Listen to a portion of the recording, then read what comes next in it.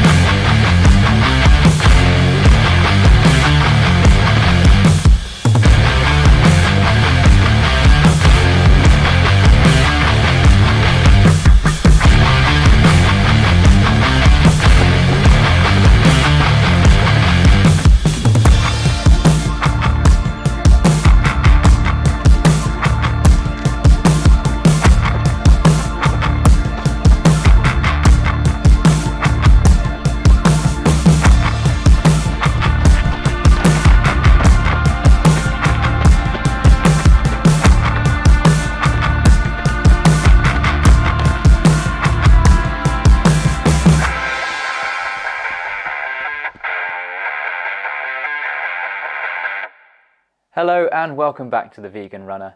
Today we're looking at the latest in the award-winning Clifton line, which Hoka promise will deliver the perfect combination of soft and light with a responsive midsole and an engineered mesh upper. In the most recent version of the Clifton series, Hoka have implemented a new midsole compound which they say offers one of their lightest and most energetic foams to date. Before we get stuck into the review, I pay for these shoes with my own money. You'll be shocked to hear that I'm not a sponsored athlete, so the following thoughts and opinions are my own, and I'm not being paid to make this review. Okay, so let's get the technical details out of the way first. So this is a shoe designed for neutral runners, weighs just 235 grams in my size, which is UK 7.5, and it features a heel-to-toe drop of 5mm.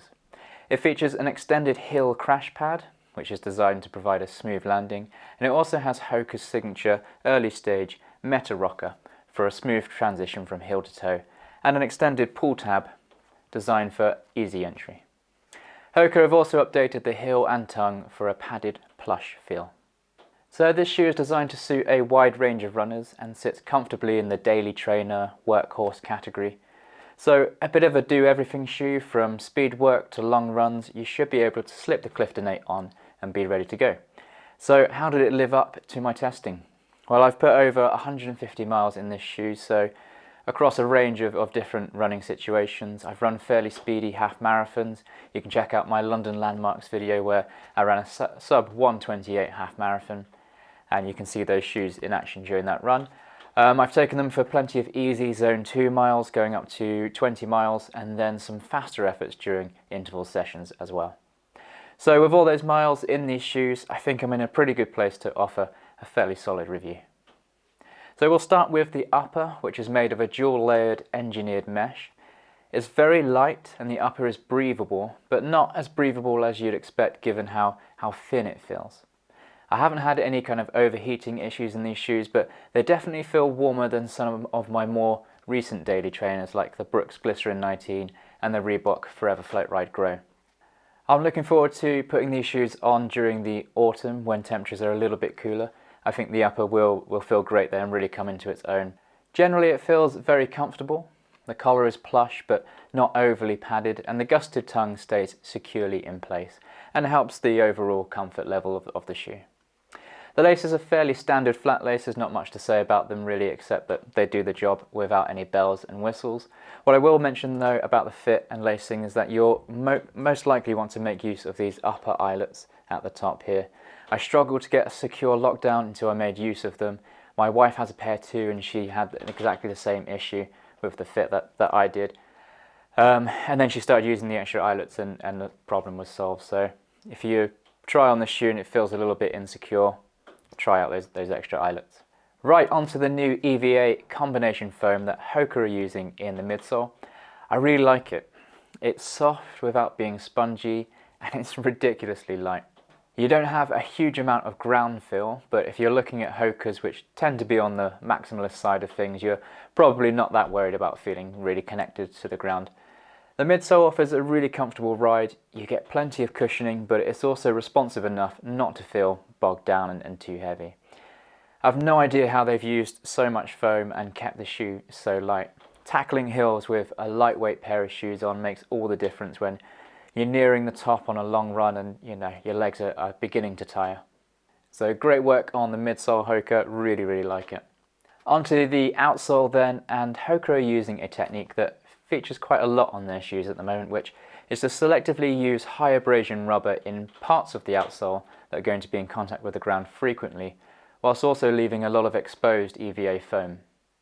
As you can see, it's about a 50-50 split between the foam and the rubber. I think this is a good choice for keeping the weight of the shoe down and keeping it pretty flexible, whilst providing enough traction in the areas that you're going to need it. After 150 miles though, we're starting to see quite a surprising amount of wear already on the outsole and even the foam. Parts of the rubber have been worn smooth already, which makes me wonder about the longevity of the shoe. I think I'm not going to get much more than another 150 miles out of the shoe, which will probably take me around to about 300 miles. So if you're after a shoe that will go beyond that, say 400, 500, 600 miles, you might want to look elsewhere, as I don't think the outsole is going to live that long. It's a bit of a shame really, because the traction overall is really good. I just don't think this shoe, anyway, the outsole at least, is built to last. So what does it feel like to run in? It's a very comfortable shoe, living up to its name as a daily trainer. The meta rocker is very subtle. I didn't feel like my foot was being overly forced into motion by that meta rocker, and the EVA midsole works nicely to cushion most blows while still being responsive and giving a really good pop. The real selling point though on this shoe for me is just how light it is. If you're looking for a daily trainer to clock up some miles in and prefer a lightweight shoe but still want a fair amount of cushioning, I don't think you can go far wrong here. Although you're most likely to use it as a daily shoe, I think they'd be happy on a race as well. They're light and they feel fast enough to give you some confidence when going for that parkrun PB. I mean, they're certainly not the Nike Next Percents, but not everyone can throw down 240 pounds on a pair of race-specific shoes, so the Hoka Clifton 8, in my books, are a very competent, do-it-all shoe. The upper is breathable, but not intensely so. The cushioning's well balanced. My only issue really is the longevity of the outsole, which does give me a little cause for concern after showing some signs of wear pretty early on in its life. That said though, Hoka are offering a 30-day trial on these shoes at the moment. I've taken advantage of this before, and you're allowed to run in the shoes for 30 days and then return them if you don't get on with them. That's pretty awesome from Hoka. Not many shoe companies offer this, and it's reassuring to know that when you splash out some cash, £125 in this case, you're not going to be stuck with a shoe that doesn't feel right if they don't work for you. Another really great thing about Hoka in general is that they make it really easy to know if their shoes are vegan or not.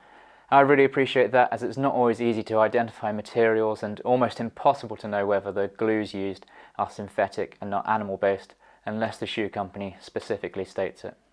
Right, that just about wraps up my review. I hope your training is going well, and let me know down below which shoes have been your go-to workhorse this year for daily training.